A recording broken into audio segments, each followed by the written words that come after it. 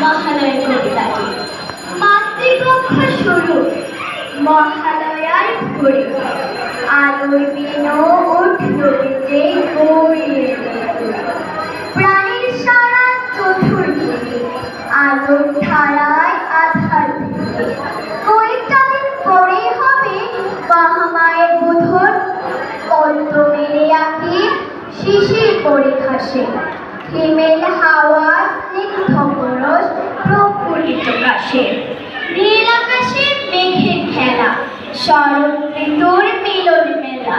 কেমন যেন আকুল করে মায়াবী ঘাট, প্রহর গণা শেষ পুলক জাগে মনে, উঠল মেতে বঙ্গবাসী মায়ের আগমনে।